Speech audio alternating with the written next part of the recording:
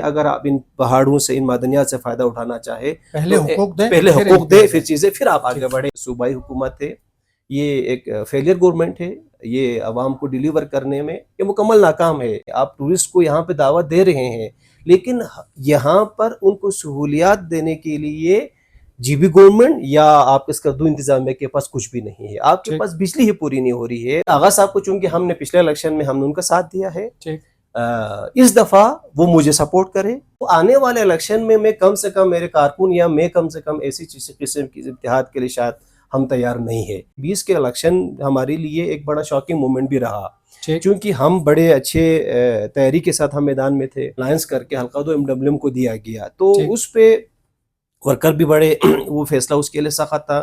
میرے لیے ذاتی طور پر بھی وہ ایک بڑا مشکل فیصلہ تھا چونکہ جب الائنس کی بات ہوئی مختلف چیزیں ہو گئی. جب یہ ابھی فائنل نہیں ہوا تھا تو آغالی رضوی صاحب اپنی پوری ٹیم کو لے کر ہمارے پاس آئے, کہا کہ ہم آگے مل کر آگے بڑھیں گے. اور یہ آغالی رضوی کے الفاظ تھے کہ ہم آنے والے اے ڈی پی 50% اے ڈی پی آپ سے ہم پوچھ کے رکھیں گے. 3 اے ڈی پی گزر گیا, کسی بھی ایک اے ڈی پی میں بھی آغا صاحب یا آغا صاحب کے جو ممبر نے ہمیں پاکستان تحریک انصاف کے کسی بھی کارکن کو آن بورڈ لینے کی انہوں نے زحمت نہیں کی. السلام علیکم. سیاچن ٹائمز کے پروگرام جی وے ٹوڈے میں ہوں قاسم نسیم. ناظرین, آپ کے علم میں ہے کہ ہم وقتاً فوقتاً گلگت بلتستان کے اہم ترین شخصیات سے آپ کی ملاقات کرواتے ہیں اور گلگت بلتستان کی سیاست, یہاں کی تعمیر و ترقی اور مختلف شعبوں میں جو اصلاحاتی کام ہو رہے ہیں اور جو بھی ڈیولپمنٹ ہو رہی ہے اس سے آپ کو آگاہ رکھنے کی اور اس کی اپڈیٹ دینے کی ہم کوشش کرتے ہیں. 2025 گلگت بلتستان میں انتخابات کا سال ہے اور یقیناً ابھی سے ہی گلگت بلتستان میں سیاسی گہما گہمی ہے اور انتخابات کے حوالے سے مختلف جو سیاسی جماعتیں ہیں, جو سیاسی رہنما ہیں, وہ ابھی سے تیاریوں میں مصروف عمل نظر آتے ہیں. تو ہمارے انٹرویوز کے بھی اس سے پہلے تو ہم زیادہ تر ایسی شخصیات کو یہاں بلاتے رہیں جس کا براہ راست تعمیر و ترقی کا, فلاحی سرگرمیوں کا یا پھر علاج و معالجہ, تعلیم, ان شعبوں سے تعلق ہوتا تھا. اب ہم نے الیکشن کے سال کو مد نظر رکھتے ہوئے تھوڑا سا ٹرینڈ تبدیل کرنے کی کوشش کی ہے اور جو ہمارے سیاسی ایشوز ہیں اور جو انتخابی گہمہ گہمی ہو سکتی ہے, جو انتخابی مختلف اتحاد بننے جا رہے ہیں, ان کے حوالے سے بھی تھوڑی سی ہم آپ کو آگاہی دینے کی کوشش کریں گے. تو اس سلسلے کا پہلا انٹرویو آج ہم کر رہے ہیں. ہمارے ساتھ جو مہمان شخصیت موجود ہیں, قانون دان بھی ہیں, محمد ذاکر ایڈوکیٹ صاحب. آپ رہنما ہیں پاکستان تحریک انصاف کے اور سابق ڈپٹی ایڈوکیٹ جنرل بھی رہے ہیں گلگت بلتستان کے, اور 2015 کے الیکشن میں آپ نے حلقہ نمبر 2 سے پاکستان تحریک انصاف کے ٹکٹ پر انتخابات لڑا گلگت بلتستان اسمبلی کا, اور 2020 کے انتخابات میں بھی آپ تحریک انصاف کے ٹکٹ ہولڈر امیدوار تھے, لیکن تحریک انصاف کا انتخابی اتحاد بنا مجلس وحدت المسلمین کے ساتھ, اور حلقہ نمبر 2 جو ہے انہوں نے اتحاد کے نتیجے میں تعاون کیا مجلس وحدت المسلمین کا, تو آپ انتخابات سے دستبردار ہو گئے. اور اس وقت بھی جو گلگت بلتستان کے سیاسی ایشوز ہیں ان کے اوپر بھی آپ کی گہری نظر ہے بحیثیت ایک ایکٹیو اور سینئر وکیل کے, کیونکہ آپ جو بار ہیں اور وکلاء کی جو مختلف تنظیمیں ہیں ان کے بھی مختلف عہدوں پہ فائز رہے ہیں, اور گلگت بلتستان کی سیاست کے حوالے سے آپ کا گہرا مطالعہ بھی ہے. ذاکر صاحب, آپ کو اس انٹرویو میں خوش آمدید کہتے ہوئے پہلا سوال میں یہ کروں گا بحیثیت ایک سیاسی رہنما کے بھی اور بحیثیت ایک سینئر خاندان کی بھی, کہ جو گلگت بلتستان میں اس وقت جو گورنمنٹ ہے اس کے حوالے سے کافی سوالات اٹھتے ہیں کہ یہ کوئی سیاسی گورنمنٹ ہے, غیر سیاسی گورنمنٹ ہے, یا جو ہے اس کے گورننس کے حوالے سے بھی سوالات اٹھائے جاتے ہیں. تو جو خالد خورشید صاحب کی حکومت کے خاتمے کے بعد جو ایک اتحاد بننے جا رہی تھی, اس کے بعد پھر کچھ مزید تبدیلیاں آئیں اور جو موجودہ جو سیٹ اپ ہے, جو گورنمنٹ ہے, وہ اقتدار میں آئی. تو اس حکومت کو آپ کس نظر سے دیکھتے ہیں, اور بحیثیت قانون دان کہ آپ اس کی گورننس کے اوپر جو سوالات اٹھ رہے ہیں تو اس کی گڈ گورننس کے حوالے سے آپ اپنی کیا رائے دیتے ہیں؟ بسم اللہ الرحمن الرحیم. جناب قاسم نسیم صاحب, سب سے پہلے میں آپ کا شکریہ ادا کرتا ہوں, آپ اور آپ کی ٹیم کا. اپنی باتیں اپنا اس کے بارے میں اظہار خیال کرنے کا موقع دیا. میں آپ اور آپ کی ٹیم, آپ کے چینل سیاچن ٹائمز کا میں مشکور ہوں. جہاں تک آپ کا سوال ہے کہ موجودہ حکومت کے جو حوالے سے, تو قاسم نسیم صاحب آپ جانتے ہیں جب پی ٹی آئی کی حکومت یہاں پہ تھی, خالد خورشید صاحب بطور وزیر اعلیٰ تھے, تو بہتر انداز میں وہ پرفارم کر رہے تھے، جی حکومت اچھے انداز میں چل رہی تھی، لیکن جو لہر پورے ملک میں اٹھی اس کا اثر، اس کے آفٹر شاکس یہاں تک بھی آ گئے، اور خالد خورشید صاحب کو ہٹایا گیا اور حکومت چینج ہو گئی، اور انفارچونیٹلی جی بی کے اندر بھی جو چیزیں جیسا کہ نہیں ہونا چاہیے تھا، ہم ایسا ہم ایکسپیکٹ نہیں کر رہے تھے، لیکن وہ یہاں پر بھی ہوا، اور اس کے بدلے میں جو حکومت بنی وہ حکومت آپ سب جانتے ہیں کہ کس طرح اس کو لایا گیا۔ بڑی عجیب سی صورتحال ہے کہ اس حکومت کو کوئی اون بھی نہیں کر رہا، ٹھیک چونکہ اس پہ پیپلز پارٹی بھی شامل ہے اور نون لیگ بھی شامل ہے، اور پی ٹی آئی کے کچھ باغی ارکان بھی اس میں حصہ رہے ہیں، لیکن نہ اس حکومت کے پرفارمنس کو نہ نون لیگ کی حکومت تسلیم کرتی ہے، نہ اون کرتی ہے، نہ پیپلز پارٹی کی حکومت اون کرتی ہے، چونکہ اس وقت تو پی ٹی آئی تو اپوزیشن میں ہے۔ جی تو یہ ایک عجیب سی صورتحال ہے کہ ایک ایسی جو حکومت سامنے آ گئی ہے جس کے اثرات یا جو اس کے جو بیڈ گورننس کا ہو یا اس کو اون کرنے کے لیے کوئی تیار نہیں ہے۔ ٹھیک دیگر جماعتیں ہماری جو جی بی کے اندر یا پاکستان کے اندر، ان کے لیے بھی ایک بڑی عجیب سی صورتحال ہے کہ آپ حکومت کے حصہ ہوتے ہوئے بھی آپ اس حکومت کو اون نہیں کر رہے ہیں۔ ٹھیک یہ ایک پولیٹیکل بہت بڑا گیپ ہے۔ ہوں ایک بطور سیاسی کارکن میں سمجھتا ہوں کہ اگر پیپلز پارٹی یا نون لیگ اگر حکومت میں ہے تو ان کو اون کرنا چاہیے، اگر آپ حکومت میں نہیں ہے تو آپ کو اس حکومت سے الگ ہونا چاہیے، لیکن ابھی عجیب سا ایک سسٹم بنا کے چل رہے ہیں، تو جو کہ میں سمجھتا ہوں یہ ایک سیاسی نظام کے ساتھ ایک مذاق ہے، ایسا نہیں ہونا چاہیے۔ آپ ایک پولیٹیکل سسٹم کو آگے بڑھنے دینا چاہیے، پھر جا کے میچورٹی آ سکتی ہے، پھر جا کے ریفارم آ سکتے ہیں۔ اس طرح آپ پک اینڈ چوز کر کے سسٹم کو ہمیشہ آپ ڈیریل کریں گے تو پھر کبھی بھی پولیٹیکل یہاں پہ میچورٹی ممکن نہیں ہے۔ جہاں تک سر آپ کے سوال کا دوسرا حصہ ہے جو پرفارمنس کے حوالے سے، یقیناً جس حساب سے موجود حکومت کو لایا گیا تھا، اور ہم دیکھ رہے ہیں پرفارمنس کے حوالے سے لوگوں کی بڑی تحفظات ہے، لوگوں کی بڑی شکایتیں ہیں۔ آپ صرف اسکردو کو ہی دیکھ لیں گے تو یہاں پر انرجی کی اتنے بڑے شارٹ فال ہے، جی اور جو کہ ہم سب کے لیے بڑا لمحہ فکریہ ہے۔ اسکردو اسپیشلی آپ کا جی بی میں یہ ایک ٹورسٹ ہب ہے، لیکن ہم لوگوں کو تو بلا رہے ہیں، آپ ٹورسٹ کو یہاں پہ دعوت دے رہے ہیں، لیکن یہاں پر ان کو سہولیات دینے کے لیے جی بی گورنمنٹ یا آپ کے اسکردو انتظامیہ کے پاس کچھ بھی نہیں ہے۔ آپ کے پاس بجلی ہی پوری نہیں ہو رہی ہے، تو دیگر چیزوں کے بارے میں بھی مسائل آ رہے ہیں سامنے، خواہ وہ ابھی ریسنٹلی ایک ایشو آ گیا جو لیز کے حوالے سے جی جی یا لینڈ ریفارمز کے حوالے سے۔ تو میں سمجھتا ہوں کہ مکمل جو صوبائی حکومت ہے یہ ایک فیلئر گورنمنٹ ہے، یہ عوام کو ڈیلیور کرنے میں یہ مکمل ناکام ہے۔ یہ عوام کے مسائل سننے میں آئے روز مختلف جگہوں پہ احتجاج ہو رہے ہیں، مسائل آ رہے ہیں، لیکن کوئی جماعت اس کو اون کر رہی ہے، نہ آگے بڑھ کر مسائل کو حل کرنے کے لیے کوئی سنجیدہ ہے۔ جی ذاکر صاحب، ساتھ ہی جس طرح میں نے تعارف میں بتایا آپ کا تعلق کیونکہ پاکستان تحریک انصاف سے ہے، تو دوسرا سوال میرا اسی حوالے سے ہوگا۔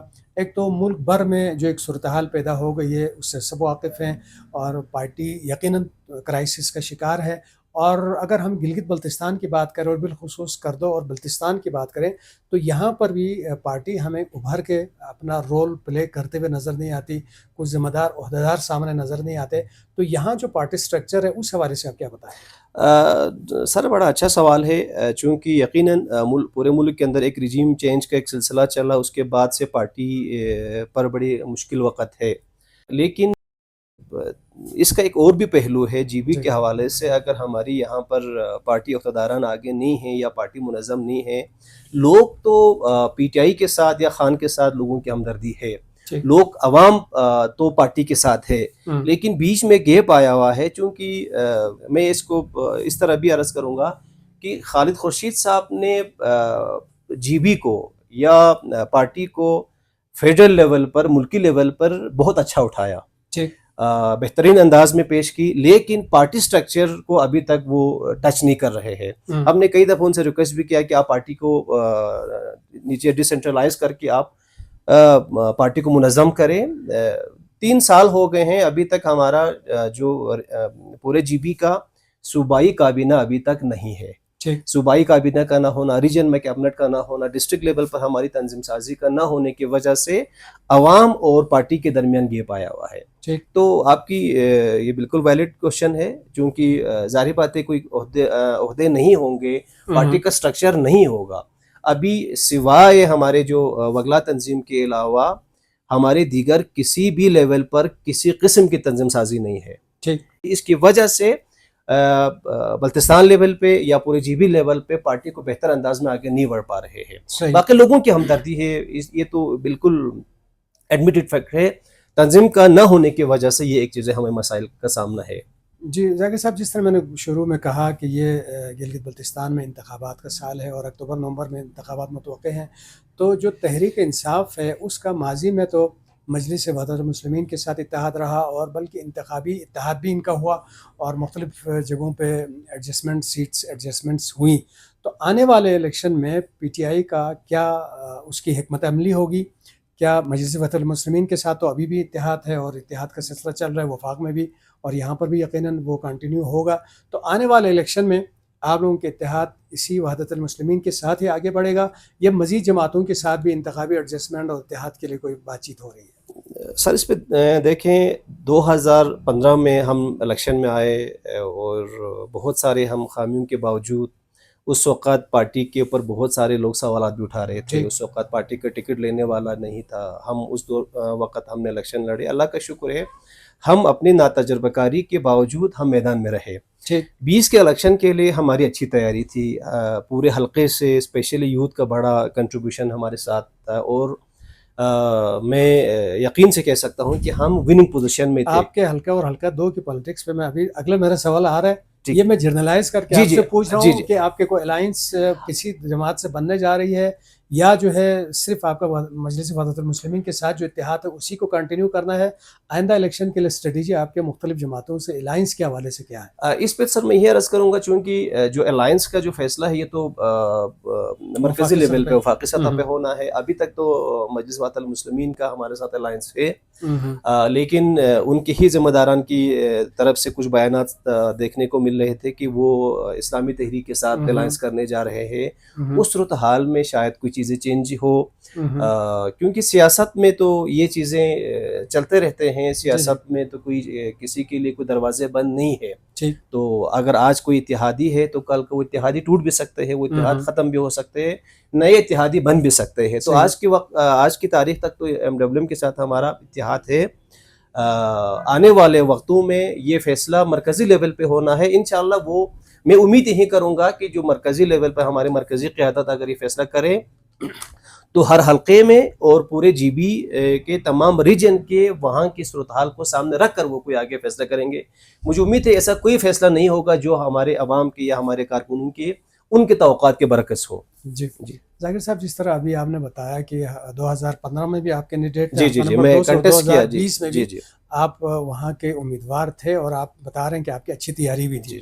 تو آنے والے الیکشن میں بھی جس طرح ہم نے ابھی گفتگو کی، مجلس وحدت المسلمین کے ساتھ آپ لوگوں کے اتحاد ہے، اور یقیناً جو مجلس وحدت المسلمین کا وہاں سے جو اس وقت کا ایم این اے ہے، اپوزیشن لیڈر ہے، انہوں نے اپنے حصے سے کام بھی کیا ہے اور وہ فل تیاری بھی کر رہے ہیں آئندہ الیکشن کے لیے بھی.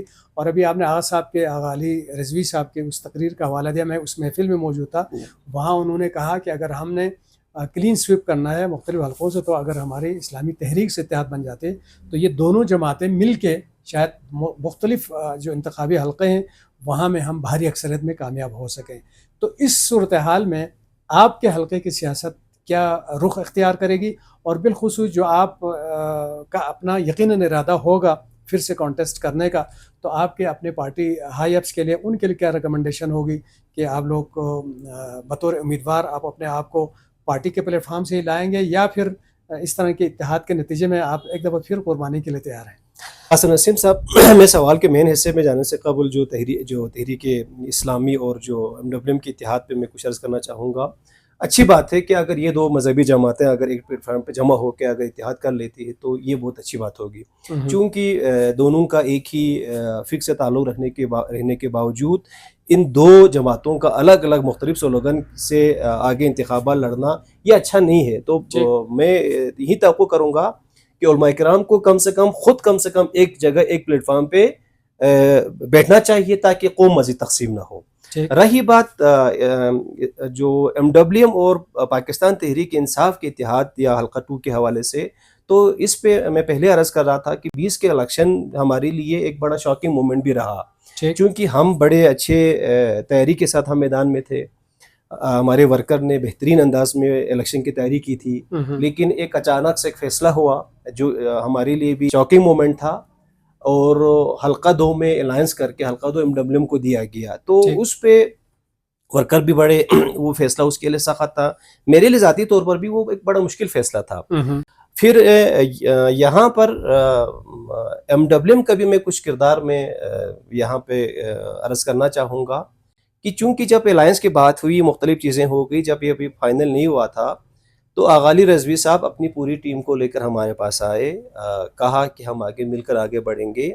اور یہ آغا علی رضوی کے الفاظ تھے کہ ہم آنے والے ADP 50% ADP آپ سے ہم پوچھ کے رکھیں گے، جہاں جہاں حلقے میں کام کرنا ہے آپ کے مشاورت سے ہم کریں گے. اور جس پر میرے کچھ کارکنوں نے بھی کہا کہ آپ ان سے یہ معاہدہ اس کو تحریر میں لائے، تو میں نے کہا آغا صاحب کی زبان ہی کافی ہے، مجھے امید ہے کہ آغا صاحب اپنی زبان کے اوپر قائم رہیں گے اور یہ چیزیں مزید ہمیں کسی تحریر کی ضرورت نہیں ہے. لیکن بدقسمتی سے جب چیزیں الیکشن جیتنے کے بعد جب ADP کے لیے جب لسٹیں مانگے گئی تو میں آغا صاحب کے پاس کئی دفعہ گئے، میری ٹیم گئی، آغا صاحب کو کہا کہ آپ اس ADP میں، یہ کوئی ذاتی میرا کام نہیں تھا، حلقے کے لوگ تھے، میرے پارٹی کے ورکر تھے، لوگوں کی ڈیمانڈز تھے. تو کئی دفعہ جانے کے باوجود آغا صاحب مختلف وقت لیتے رہے، لیکن 3 ADP گزر گیا، کسی بھی ایک ADP میں بھی آغا صاحب یا آغا صاحب کے جو ممبر نے ہمیں پاکستان تحریک انصاف کے کسی بھی کارکن کو آن بورڈ لینے کی انہوں نے زحمت نہیں کی، جس کی وجہ سے پورے حلقے سے جو پارٹی ہے وہ ایک لحاظ سے دیوار سے لگ گئی، چونکہ ان کا کوئی سننے والا نہیں ہوا. تو یہ ایک ہمارے لیے ایک بڑا مشکل مرحلہ ہوا کہ چونکہ آپ جس کے اوپر آپ اعتبار کر کے آپ آگے بڑھ رہے ہیں، چونکہ یہ میرے سیاسی کیریئر کا سوال تھا، ان کی طرف سے مجھے دھوکہ ملا، ایک لحاظ سے چیزیں ہوئی. تو آنے والے الیکشن میں کم سے کم میرے کارکن یا میں کم سے کم ایسی قسم کی اتحاد کے لیے شاید ہم تیار نہیں ہے، چونکہ ہونا ہی تو یہ چاہیے. بلکہ میں یہ توقع کروں گا کہ آغا صاحب کو چونکہ ہم نے پچھلے الیکشن میں ہم نے ان کا ساتھ دیا ہے، اس دفعہ وہ مجھے سپورٹ کرے، وہ بے شک حلقہ 2 پاکستان تحریک انصاف کو دے کے وہ GB کے اندر ان کے بقول وہ پورے کلین سویپ کرنے کے پوزیشن میں ہے، تو وہ GB کے کوئی اور حلقہ لے لے تاکہ ان کو بھی وہاں موقع ملے گا. آپ خپولہ کو کوئی حلقہ لے لے، آپ کرمان کا لے لے، آپ حلقہ 1 کا 2 کا لے لے، تاکہ آپ کو بھی یہاں کم سے کم خدمت کرنے کا موقع ملے گا. تو حلقہ 2 کے حوالے سے تو میں اور میرے کارکن اس پہ بڑے تحفظات رکھتے ہیں، اور چونکہ ہمارے لیے ماضی میں ایک بڑا تلخ تجربہ رہا تو ہم مزید کسی ایسی قربانی کے لیے شاید میرے کارکن تیار نہ ہو. تو میں پارٹی کے، چونکہ میں پاکستان تحریک انصاف میں ہوں اور میری بھی یہی خواہش ہے، کوشش ہے کہ اس جماعت کا حصہ ہی رہوں، لیکن اگر زمینی حقائق کے برعکس کوئی اگر فیصلہ پھر سے مسلط کرنے کی کوشش ہوئی تو شاید کارکن نہ مانے، شاید میرے لیے بھی ایک مشکل مرحلہ ہو. تو چونکہ میں بار بار یہی عرض کر رہا ہوں کہ آپ کا ایک اتحادی ہے، لیکن وہ اتحاد آج ہے تو کل ختم بھی ہو سکتے ہیں.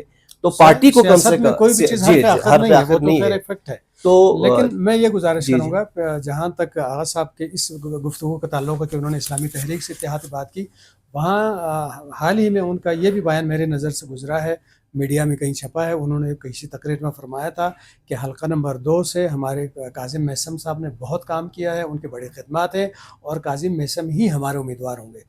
تو خیر ہم آگے بڑھتے ہیں. جس طرح بھی آپ نے آغا صاحب سے شکایت کی کہ ADP انہوں نے وعدہ کیا تھا، آپ کو حصہ نہیں دیا، لیکن میں تو کہوں گا آپ کے ساتھ تو آپ کے وزراء ہی چھوڑ گئے جو ماضی میں وہ آپ کے کابینہ کا حصہ تھے، آپ کے تحریک انصاف کے بہاف پہ. آج وہ کسی دوسری جماعت میں جا کے بیٹھے ہیں، اور کچھ تو اعلانیہ دوسری جماعتوں کو جوائن کر چکے ہیں، کچھ غیر اعلانیہ گوشہ نشینی اختیار کر کے بیٹھے ہوئے ہیں. کسی بھی حوالے سے وہ PTI یا PTI بانی کے اس کے کسی سلوگن کے ساتھ نہیں ہے. اس پہ آپ کیا تبصرہ کریں؟ سر اس پہ میں چونکہ پہلے ہی اس پہ میں کچھ عرض کرنا چاہوں گا. آغا صاحب نے بے شک جو ان کی اپنی پارٹی کے ایک کینڈیڈیٹ میثم کاظم صاحب کو انہوں نے آنے والے الیکشن میں انہوں نے کہا کہ یہ ہمارا ہے، یہ ان کا پارٹی کا فیصلہ ہے. یہ ان کی مرضی ہے، وہ کسی کو نومنیٹ کرتے ہیں، کس کو آگے سامنے لاتے ہیں، یہ بالکل ان کا حق بجانب وہ لائیں، لیکن اتحاد کے بارے میں، اتحاد کا جو پی ٹی آئی کے ساتھ یہاں پہ اتحاد کے حوالے سے، اس پہ اب پاکستان تحریک انصاف کے کارکنوں کو بھی نظر انداز نہیں کرنا چاہیے ان کو بھی. اور مجھے امید ہے کہ چونکہ ایم ڈبلیو ایم کے حوالے سے جو بے شک یہاں پہ کچھ اے ڈی پیز کچھ چیزیں رکھی گئی ہے، وہ بہت سارے اے ڈی پیز اگر رکھی گئی ہے تو وہ پاکستان تحریک انصاف کے مرہون منت ہے، وہ خالد خورشید کے مرہون منت ہے. انہوں نے اس حلقے کو باقاعدہ فوکس کر کے چیزیں کی ہیں، لیکن بدقسمتی سے کچھ شکایتیں ایسی بھی ہمارے پاس آ گئی، خصوصاً مجلس وحدت المسلمین کے جانب سے ٹھیکوں کے حوالے سے کوئی چیزیں کمپلین آ گئی، یا جو کچھ اپوائنٹمنٹس ہو گئے بھرتیوں کے حوالے سے بھی چیزیں کمپلین ہمارے پاس آ گئی، کچھ کرپشن کی چیزیں سامنے آ گئی. وہ بہت ساری باتیں ہیں، انشاءاللہ اگر مناسب وقت پہ ہم وہ چیزیں بھی کریں گے. تو جو چیزیں ہم یہ توقع کر رہے تھے کہ ہماری اتحادی جماعت کی جانب سے کم وہ ان چیزوں پہ ہم نے اپنے ذمہ داران تک بھی یہ بات پہنچاتے رہیں کہ ہماری اتحادی جماعت کی جانب سے یہ چیزیں سامنے آ رہی ہے، لوگ سوال اٹھا رہے ہیں ان کے بارے میں، جو ٹھیکے مختلف لوگوں کو دیے گئے، نوازے گئے، تو مناسب وقت پہ اس پہ بھی ہم بات کریں گے.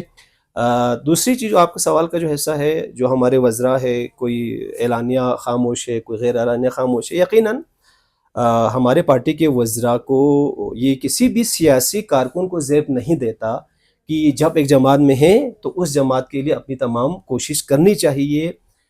ہاں، اگر آپ اس جماعت کے نظریے سے، اگر آپ اس جماعت کے سلوگن سے آپ اتفاق نہیں کرتے تو ان کو چھوڑ دینا چاہیے، کیونکہ سیاست ہے، آپ کے لیے سے بہتر کوئی آپشن مل تو آپ کو چھوڑ دینا چاہیے. لیکن جب تک آپ کسی جماعت کا حصہ رہیں، آپ کو زیب نہیں دیتا کہ آپ خاموش رہ کر آپ تماشائی کے طور پر آپ رہے. پارٹی اگر پارٹی کمزور ہے تو اس میں ہمارے وزراء کا بھی کردار ہے. مختلف حلقوں میں پارٹی کے کارکن اور پارٹی کے جو ہمارے وزراء تھے ان کے بیچ بالکل کمیونیکیشن گیپ رہا.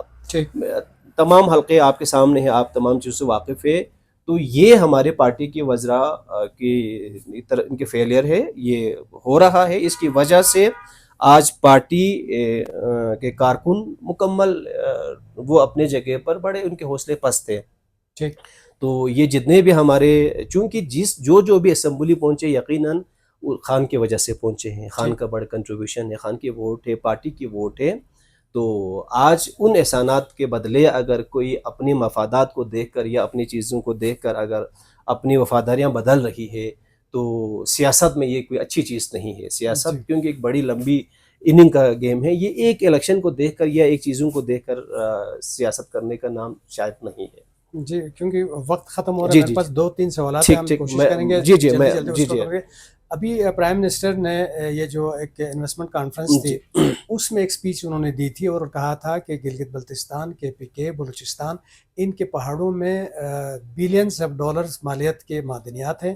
اگر ہم انہی کو نکالیں، ایکسپلور کریں تو پاکستان کا قرضہ بھی اتر سکتا ہے اور IMF پہ ڈپینڈنسی بھی کم سے کم ہو سکتی ہے. اور ان تمام معدنیات کی GB کے حوالے سے سروے کے لیے چائنا کے ساتھ ایک MOU بھی سائن ہوا ہے، جیولوجیکل سروے آف پاکستان اور جیولوجیکل سروے آف چائنا کے درمیان. تو اس پہ پورے گلگت بلتستان میں بڑے لوگوں میں تشویش پائی جا رہی ہے، مختلف رد عمل سامنے آ رہے ہیں.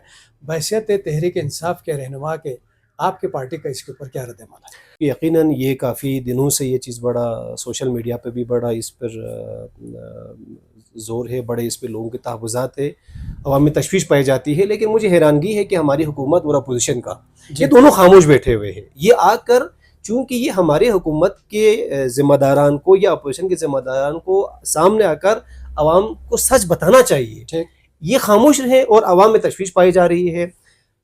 اگر پاکستان یہ سمجھتے ہیں کہ یہاں کے معدنیات سے فائدہ اٹھانا چاہیے تو بے شک آپ فائدہ اٹھائیں، لیکن آپ صرف GB کے وسائل پر نظر نہ رکھیں بلکہ آپ ہمارے مسائل کو بھی اون کریں.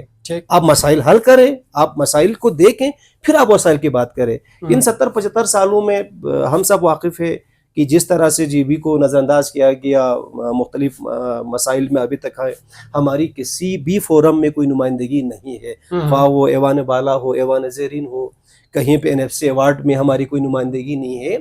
تو بے شک آپ ان پہاڑوں سے فائدہ لینا چاہتے ہیں، ان معدنیات سے فائدہ لینا چاہے تو ایک طریقہ کار تو ایک کریں. ٹھیک. آپ جی بی کو اون کریں، آپ جی بی کو سنیں، آپ جی بی کو اپنا سمجھیں، پھر آگے بڑھیں. ایسا نہیں ہو سکتا کہ آپ کسی جگہ کے وسائل کو تو آپ لینے کو تیار ہو لیکن آپ کے مسائل کو آپس سے پوچھ ڈال دیں. تو اس پہ پاکستان تحریک انصاف کے کارکن کے وساطت سے اور جی بی کا ایک شہری ہونے کی وساطت سے میں یہی سمجھوں گا کہ اگر آپ ان پہاڑوں سے، ان معدنیات سے فائدہ اٹھانا چاہے پہلے حقوق دیں، پہلے حقوق دیں، پھر چیزیں، پھر آپ آگے بڑھیں. ایسا نہیں ہو سکتا. ذاکر صاحب ایک اہم ایشو لینڈ ریفارم کا ہے. جی جی جی. اور ریفارم جب اس کا مسودہ سامنے آیا تو وکلاء کی سب سے فعال، جو مختلف سوشل سیکٹر سے پبلک کی کمیٹیاں بنی، لیکن سب سے جو فعال کمیٹی تھی وکلاء کی تھی. آپ کو تو اس کا حصہ تھے اور ایک ڈرافٹ اس میں امینڈمنٹس کے ساتھ گورنمنٹ کو پیش کیا اور توقع یہ کی جا رہی تھی کہ شاید اس کو ایکسیپٹ کرے، پھر پبلک کے ساتھ شیئرنگ ہوگی، اپوزیشن رہنماؤں کو بھی اعتماد میں لیا جائے گا. لیکن ابھی اطلاعات یہ ہیں کہ مثلا ہمارے اپوزیشن لیڈر صاحب بھی فرما رہے ہیں کہ ان کے علم میں بھی نہیں لایا گیا اور دوبارہ اس کو اسمبلی میں ٹیبل کرنے کی تیاریاں ہو رہی ہیں. کچھ چیزیں شاید اکوموڈیٹ کی ہوں یہاں سے جو ریکمنڈیشنز گئی. تو آپ کی کیا اطلاعات ہیں اور آپ اگر اب کی بار اسمبلی میں لاتے ہیں اور اس کو پاس کرتے ہیں تو اس ڈرافٹ کو، اس ایکٹ کو آپ کس حد تک ایگری کرتے ہیں؟ یہ جو ابھی مسودہ گورنمنٹ سامنے لا چکی تھی یہ مکمل ایک عوام دشمن ایک مسودہ تھا. ہم اس کی ایک ایک شق کے اوپر، ایک ایک لفظ کے اوپر ہم نے تفصیلی اس پر بات کی، گفتگو کی ہے، جس میں ہمارے سینئر وکلاء بھی شامل تھے اور ڈسٹرکٹ بار جو ہماری اسکردو کی ڈسٹرکٹ بار اور دیگر وکلاء تنظیموں نے اس پر بڑی محنت کی ہے اور ہم نے ان کو ایک متبادل ڈرافٹ بنا کے دیا تھا. کیونکہ دیکھیں حکومت کا یہ دعویٰ ہے کہ وہ ایک عوام دوست بل لا رہے ہیں، وہ عوام کو زمینیں دینا چاہتے ہیں، وہ حق ملکیت دینا چاہتے ہیں. تو پھر آپ کے ڈرافٹ میں تو ایسی کوئی چیز نہیں ہے جو عوام کے لیے کوئی فائدہ ہو، بلکہ اس میں تو تمام چیزوں کو دیکھ کر تو حکومت کوئی ہی چیزیں دی گئی ہے. وہ تو مکمل ایک عوام دشمن ایک ڈرافٹ تھی. تو ہم نے اس پہ بھرپور اس کے اوپر مخالفت کی اور اس کے بدلے میں ہم نے جو ڈرافٹ بنا کر انجمن امامیہ کے ذریعے کہ ہم نے وہاں پہ ذمہ داران تک پہنچا دی تھی. لیکن حکومت اس لینڈ ریفارمز کے حوالے سے عوام سے مکمل اس پہ یہ مخلص نہیں ہے. کیونکہ ابھی تک جو چیزیں سامنے آ رہی ہے یہ سامنے کچھ رکھ کے کچھ اور چیز جو اپنی پسند کی چیزیں شاید منظور کرنے کی کوشش میں ہیں. لیکن انشاءاللہ جی بی کا عوام، ہماری وکلاء تنظیمیں کسی طور پر بھی ایسی کسی قسم کی کوشش کو کامیاب نہیں ہونے دیں گے. اگر آپ نے بل لانا ہے تو عوام دوست بل لائے، جو وکلاء نے آپ کو پیش کی ہے اس کے اوپر دوبارہ بیٹھے، دوبارہ بات کرے. اگر ایسی کوئی کوشش ہوئی اور کسی ممبر نے اسمبلی میں لانے کے بعد اگر اس بل کے اوپر جو انہوں نے خود چوری چھپے لا کر اس کو منظور کرنے کی کوشش کر رہے اس کو کرے، تو مجھے امید ہے کہ جی بی کے عوام ان تمام ممبران کا اپنے اپنے حلقوں میں ان کا داخلہ بند کر دیں گے اور ہم بھی انشاءاللہ پھر سڑکیں ہم سجا دیں گے، ہم اس پہ یادگار سجا دیں گے. آخری کوشچن میں شارٹ جواب چاہوں گا. پورے جتنے بھی سیاسی جماعتیں ہیں ان سب کے لاحمل یہی ہوتے ہیں کہ پورے بلتستان کی سیاست ایک طرف ہوتی ہے، اسکردو شہر، اسکردو حلقہ 1 ہے، اس کی پولیٹکس ایک طرف ہوتی ہے، کیونکہ ظاہر ہے یہ بلتستان کا چہرہ ہے، اسکردو شہر ہے، تو اس کی سیاست کی بڑی اہمیت ہے. تو پاکستان تحریک انصاف کے حوالے سے بھی ماضی کے بھی حکومتی اہم عہدیدار آپ کے عہدیدار رہے ہیں اور سابق منسٹرز بھی آپ کے عہدیدار رہے ہیں اسکردو شہر سے. لیکن اس وقت اسکردو شہر کی جو پالیٹکس ہے اس میں بھی تحریک انصاف کسی منظرنامے پہ نظر نہیں آ رہا. تو اسکردو 1 کی پالیٹکس کو لے کر پی ٹی آئی اس وقت کیا کہتی ہے؟ سر اسکردو چونکہ پورے بلتستان کا ریجن کا اسکردو دل ہے، تو دل کو مضبوط ہونا چاہیے، دل بڑا ہونا چاہیے. لیکن یہاں پر پاکستان تحریک انصاف کے اگر تنظیمی سٹرکچر کمزور ہے یا تنظیمی کا جو نظام فعال نہیں ہے، اس میں پھر وہی بات آتی ہے تنظیم سازی کا نہ ہونے کی وجہ سے. چونکہ بڑا پوٹینشیل ہے حلقہ 1، اچھے لوگ یہاں حلقہ 1 میں موجود ہے، بڑے فعال لوگ موجود ہے، لیکن تنظیمی ذمہ داری نہ ہونے کی وجہ سے ہر کوئی اپنے جگہ پہ بیٹھا ہوا ہے. اور مجھے امید ہے کہ آنے والے دنوں میں، چونکہ خالد خوشی صاحب سے ہم نے رابطہ بھی کیا ہے، تو انہوں نے وعدہ بھی کیا کہ وہ جلد از جلد تنظیمی جو ہے وہ سٹرکچر بنا دیں گے، تنظیم کو فعال کریں گے. جس دن تنظیم فعال ہو جائیں گے، کیونکہ عوام تو پاکستان تحریک انصاف کو چاہتے ہیں، عوام تو خان صاحب کو چاہتے ہیں، تو انشاءاللہ پھر مجھے امید ہے کہ آنے والے الیکشن میں بھی پاکستان تحریک انصاف ہی اس الیکشن کو سویپ کریں گے، کلین سویپ کریں گے. جی بہت شکریہ ذاکر صاحب. اگرچہ کچھ سوالات مزید بھی تھے لیکن کیونکہ پروگرام کا وقت ختم ہو رہا ہے تو آئندہ کسی پروگرام میں مزید آپ کو موقع دیں گے. جو سوالات رہے گا ہم اس میں بھی سامنے لائیں گے. تو ناظرین محمد ذاکر ایڈوکیٹ صاحب کی آپ نے گفتگو سنی اور یقیناً جو تحریک انصاف ہے اس کے اسٹریٹجی کے حوالے سے اور آنے والے انتخابات میں جو ترجیحات ہوں گی اس حوالے سے یقیناً آپ کے معلومات میں اضافہ ہوگا. آئندہ ہفتے کی پھر کسی سیاسی جماعت کے رہنما کے ساتھ حاضر ہوں گے. تب تک کے لیے اجازت دیجیے گا. اللہ نگہبان.